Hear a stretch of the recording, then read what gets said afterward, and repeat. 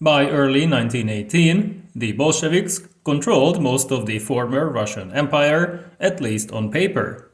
The freely elected Constituent Assembly was disbanded, other political parties were marginalized, only the left SRs were allowed to coexist with the Bolsheviks in a temporary coalition. However, armed resistance was starting to emerge in several regions where opposition forces gathered. By February, the Volga region, all the way to Astrakhan, was secured by the Reds, who also took Orenburg in the east, Belarus in the west, and the Crimea and Kiev in the southwest. Their control extended along the Siberian Railway and major settlements, but Romania occupied Bessarabia, while Japanese Marines landed in Vladivostok.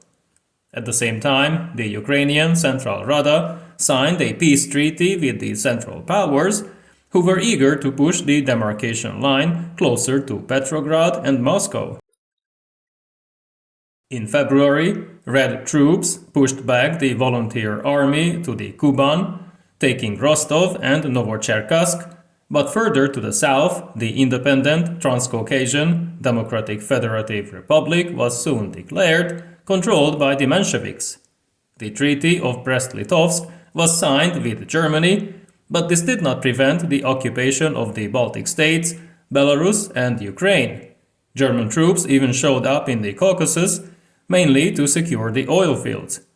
To avoid a similar fate, in the north, the Murmansk Soviet invited Entente troops who hastily landed there.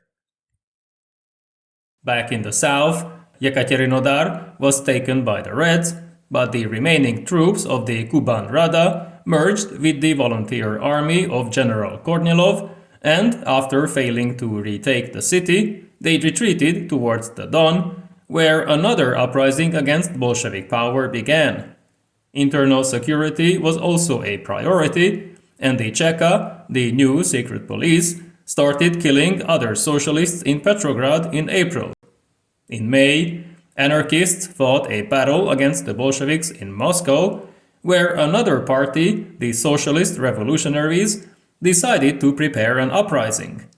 Around the same time, the Czechoslovak Legion, which consisted of former Austro-Hungarian POWs, took control of Siberia and the Ural region, allowing the SRs to set up new governing bodies there.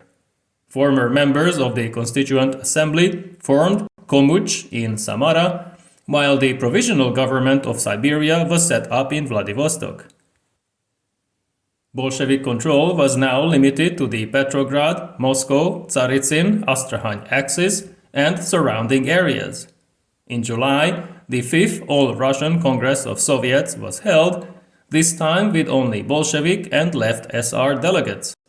The latter strongly disagreed with the suppression of rival parties and the Treaty of Brest-Litovsk, and even started an uprising in Moscow. Interestingly, at the time, many in the Cheka were left SRs, so the Bolshevik leaders expected to be arrested, but their political partners never intended to grab power for themselves, so their opposition was short-lived.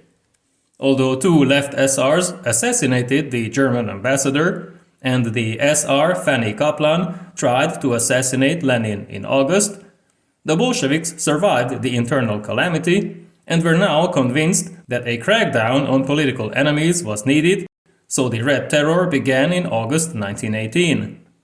Back in July, Nicholas II, the former Tsar, had been executed along with his family before Czechoslovak troops could reach them.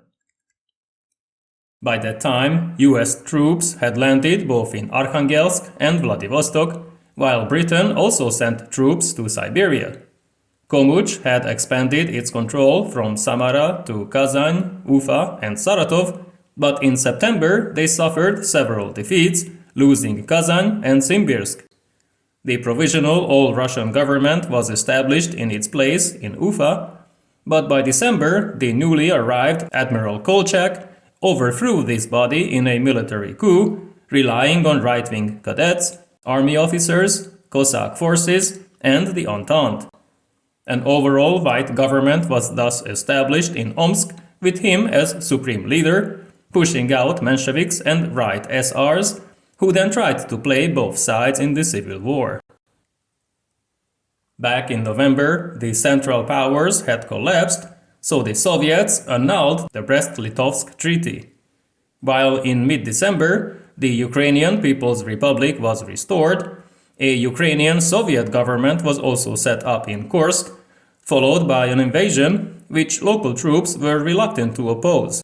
Most of the region was quickly occupied, except for Odessa and Sevastopol, where French troops had landed. Odessa was then evacuated by April, but Sevastopol remained in white hands for longer. 1919 was to be the decisive year in the Civil War. Kolchak's offensive commenced in March, quickly taking Ufa and pushing back the disorganized Reds towards Moscow. However, military commissar Trotsky managed to send reinforcements, and at the end of April, a counter-offensive was launched by the Red Fifth Army under Tukhachevsky.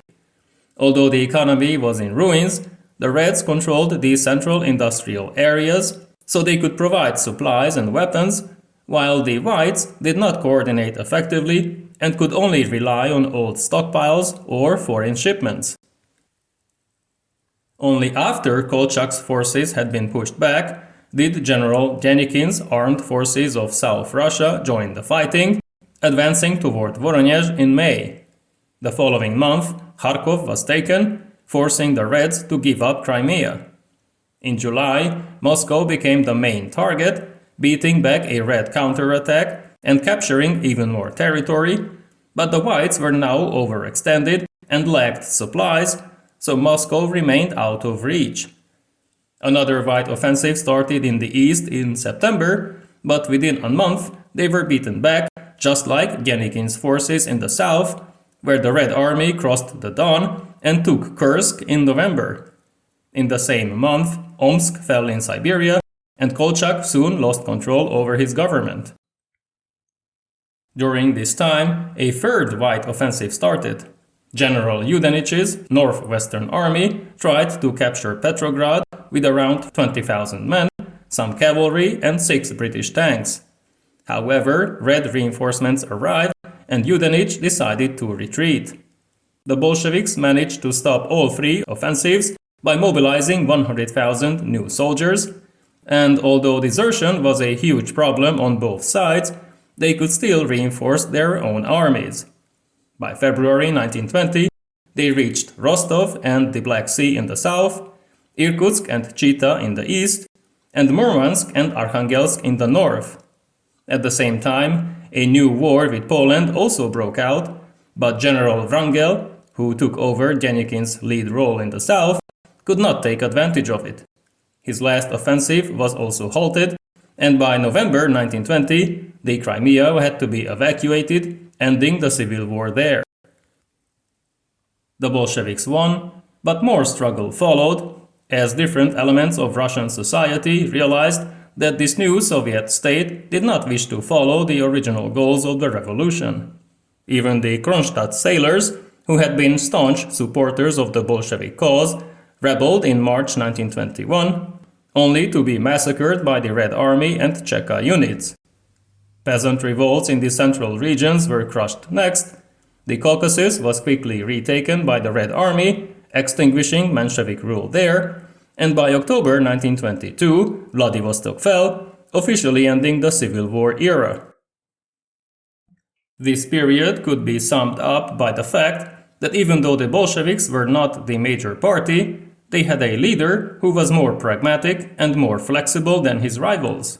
And he combined this with brute force and a will to gain and maintain power at all cost. The other parties did not have his vision of unilateral rule, nor did they have control over a significant military force. The Whites could temporarily muster large armies, but they offered no vision for the future, and their dream of restoring the old ways was not particularly appealing to Russian society. Their gains could only be short-term, while the Reds had long-term plans, not just for Russia, but for the entire world. They were ready to sign a humiliating peace treaty, then mislead large swaths of society with the idea of land reform, which they took from the socialist revolutionaries, and a new economic policy, only to go in the opposite direction sometime later in the period of personal dictatorship.